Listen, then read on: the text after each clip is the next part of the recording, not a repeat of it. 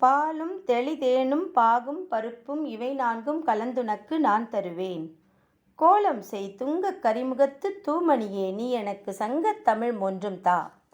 மாணிக்கவாசகப் பெருமான் தன் பேரானந்த பெரும் அனுபவத்தை நம்மோடு பகிர்கிறார். என்ன பாடுறார் அப்படின்னா, ஆ இடை வானம் பேர் யாற்று அகவையின் பாய்ந்து எழுந்து இன்பம் பெரும் சுழி கொழித்து அப்படிங்கிறார். என்ன ஆச்சு தெரியுமா? ஆ இடைனா இடையில், அவ்விடம் அந்த இடத்தில் என்ன நடந்தது? வானப்பேர், வானத்தை எட்டும்படியான பெரிய யாற்று அகவையின் அப்படின்னா ஆற்றின் கண், பாய்ந்து எழுந்துன்னா மூழ்கி எழுந்து, இன்பப் பெரும் சுழி கொழித்து அப்படின்னா இன்பமாகிய பெரும் சுழிகளை உண்டு பண்ணியது. மேலேந்து தண்ணி பாஞ்சுது. அந்த மலை எப்படி இருந்துதான்? வானத்தை தொடுகிற அளவுக்கு மலை இருந்துதான். அந்த மலையிலேருந்து பெரிய 6 பெருக்கெடுத்து கீழே வந்துச்சு. வேகமாக வந்தது.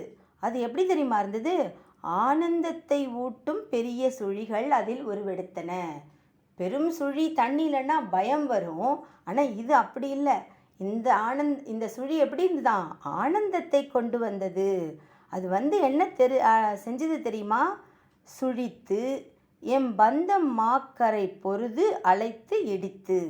அந்த தண்ணி நேராக கீழே வந்து சுழித்துன்னா சுழன்று, எம் பந்தம் எம்மை பந்தப்படுத்துதல், பந்தப்படுத்திட்டு இருக்கு என்னுடைய உயிர். இங்கே அதை தான் இங்கே சுட்டி காட்டுறார். மாக்கரை அப்படின்னா வினையாகிய பெரிய கரையை, பொருது மோதி, அழைத்து இடித்து அப்படின்னா அசைத்து வீழ்த்தி. நான் எதுக்காக இங்கே பிறந்திருக்கேன்? வினை பயனால். அதனால் நான் ரொம்ப கஷ்டப்பட்டுட்டு இருக்கேன் இல்லையா? பந்தம்னு மாட்டிக்கிட்டு இருக்கேனே. அந்த மேலேந்து வந்தது இல்லையா அந்த ஆறு, அது நேராக இங்கே கீழே என்ன தெரியுமா செஞ்சுது? வினைகளாகிய பெரிய கரையை கட்டி வச்சுருந்தேன் நான். வினையோடைய பலன்லாம் சேர்த்து வச்சுருந்தேன். ஆனால் இந்த நீர் சுழிச்சு மோதி இங்கே நான் கட்டி வச்சுருந்தனே ஒரு கரை, ஒரு பெருசா. அது என்ன கரை? பற்று, பந்தம், என்னுடையதுன்னு பண்ண இல்லையா? தலைகளோட மாட்டிக்கிட்டு இருந்தனே. பிறவி கடலில் நான் அப்படியே பற்றுதல் அப்படிங்கிற ஒரு பெரிய கரையோடு பற்றி பிடிச்சிக்கிட்டு இருந்தனே. அதை என்ன பண்ணுச்சு தெரியுமா? இந்த ஆறு அப்படியே அசைச்சு மோதி கடைசியாக இடித்து வீழ்த்திடுச்சு. வீழ்த்தின பிறகு என்னாச்சு? ஊழ் ஓங்கிய நங்கள் இருவினை மாமரம் வேர் பறித்து எழுந்து. ஆஹா, அந்த தண்ணி அங்கேருந்து அடித்து இந்த பறிச்சது இல்லையா, நகர்த்துச்சு இல்லையா, வீழ்த்துச்சின்னு சொல்கிறேன். அது எது தெரியுமா வீழ்த்துச்சு? சாதாரணம் இல்லை. ஊழ்னா நெடுங்காலம்.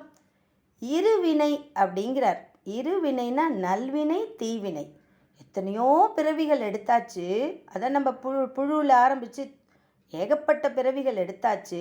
அதில் நம்ம சூழ்ந்து வச்சுக்கிட்டு நம்மளை திரும்ப பிறவியை கொண்டு கொடுக்கறது எது? இருவினை ஆகிய பெரிய மரம்.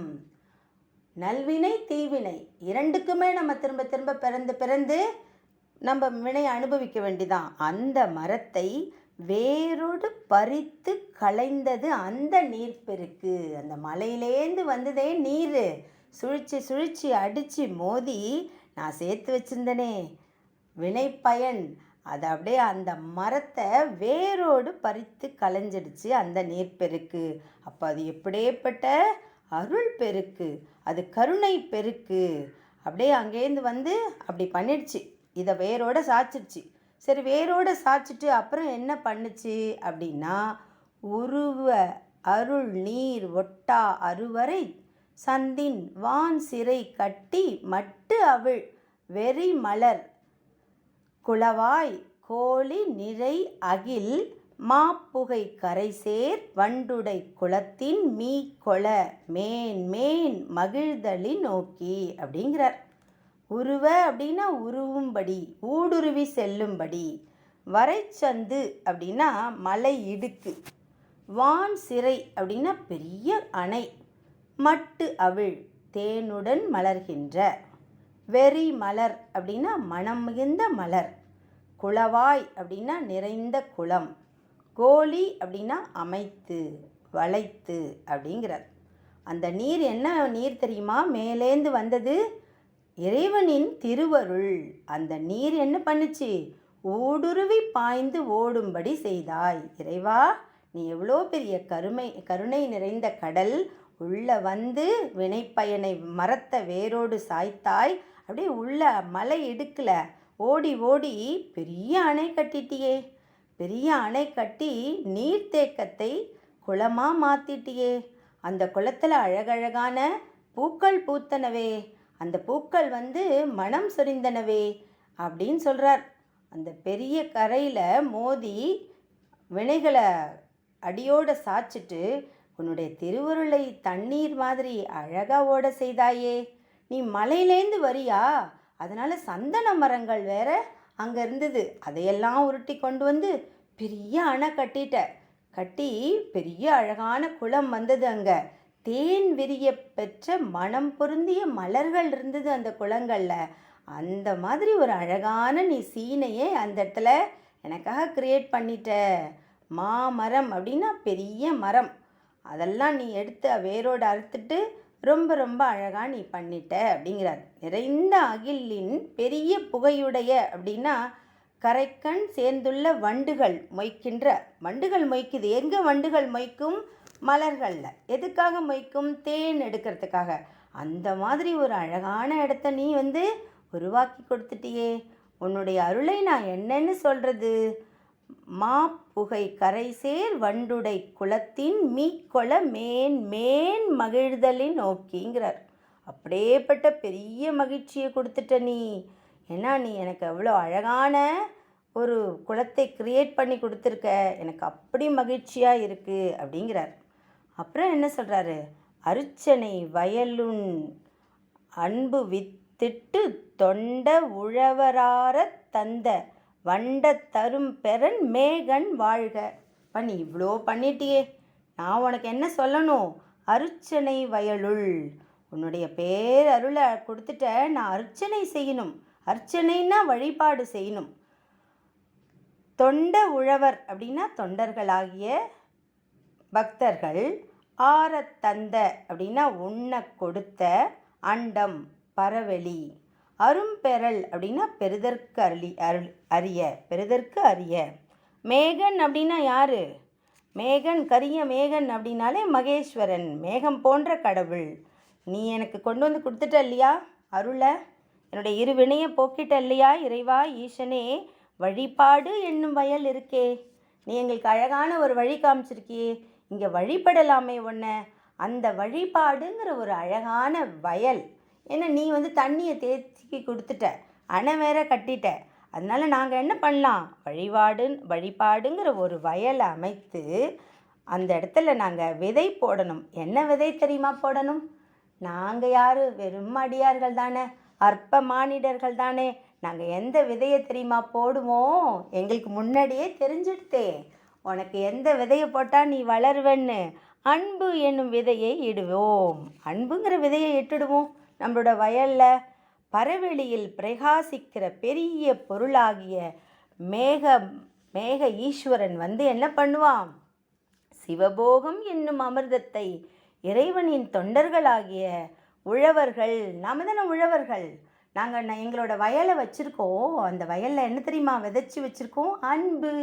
அதுவும் யார் மேலே அன்பு? மலையிலேருந்து கீழே ஓடி வருகிற சிவபெருமானின் மீது அன்பு விளைச்சி வச்சுருக்கோம். நாங்கள் வேற ஏற்கனவே நீ தான் எங்களுக்கு தண்ணியெல்லாம் அணை கட்டி கொடுத்துருக்க. அதனால் நீ என்ன பண்ணிடுவ?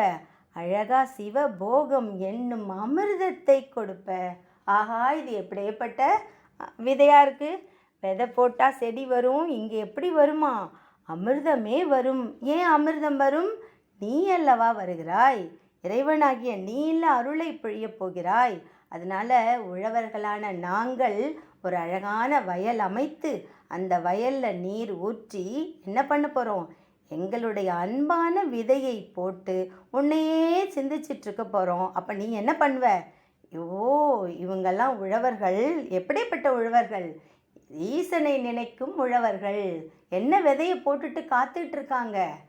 அழகா அன்பு என்னும் விதையை போட்டு காத்துட்ருக்காங்க. அவங்களோட பக்தி நீரை நனைத்து நமக்கு கொடுக்குறாங்க. ஆகா, இந்த உழவர்களின் அருள் பசியை போக்கணும்னு நீ மனசு கனிஞ்சி வந்து என்ன பண்ணுவ? அழகா எங்களுக்கு உணவு தருவாய், அதாவது உன்னுடைய அருளை தருவாய் அப்படின்னு அழகா சொல்கிறார்.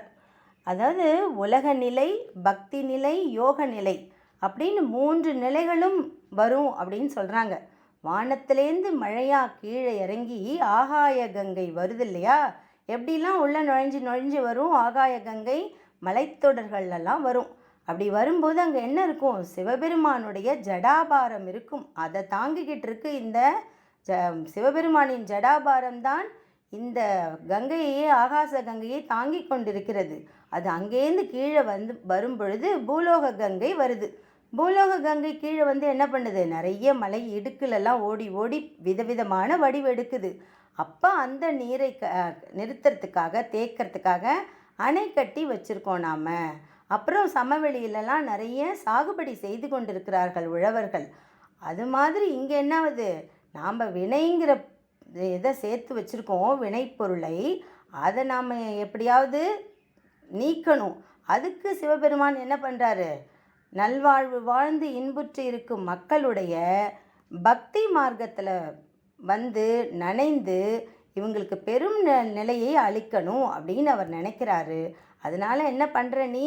மேலேருந்து கீழே அழகா நீரை பாய்ச்சி வினைகளை களைந்து அசைஞ்சு ஒழிச்சிட்டு அழகான நீர் அமைத்து தருகிறாய். பக்தர்களாகிய நாங்கள் ரொம்ப அழகாக ஒரு வயலை அமைச்சு அன்பு என்னும் விதையை போட்டிருக்கிறோம்.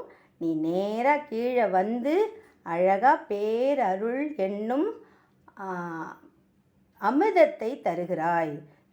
அன்பு வித்திட்டு, அன்பை நாங்கள் விதைத்தோம். தொண்ட உழவர், நாங்கள்லாம் அந்த மாதிரி அன்பை விதைத்த உழவர்கள் நாங்கள் தான். ஆற தந்த அண்டத்தரும் பெறன் மேகன் வாழ்க. நீ அங்கேருந்து சிவபெருமான் சிவபோதம் என்னும் அழகான அனுபவத்தை எங்களுக்கு தருகிறாய். அப்படியேப்பட்ட சிவபெருமானே நீ வாழ்க. மேகன் வாழ்க. மேகன் வாழ்கனா ஈஸ்வரனே வாழ்க. மலையிலிருந்து எங்களுக்கு அருள் புரியும் ஈசா நீ வாழ்க அப்படின்னு வாழ்த்துறார் மாணிக்க வாசகர். நாமும் இறைவனின் திருவடிகளை வணங்குவோம், அவருடைய கருணையை வாழ்த்துவோம், அவரருள் பெறுவோம். திருச்சிற்றம்பலம், திருச்சிற்றம்பலம், திருச்சிற்றம்பலம்.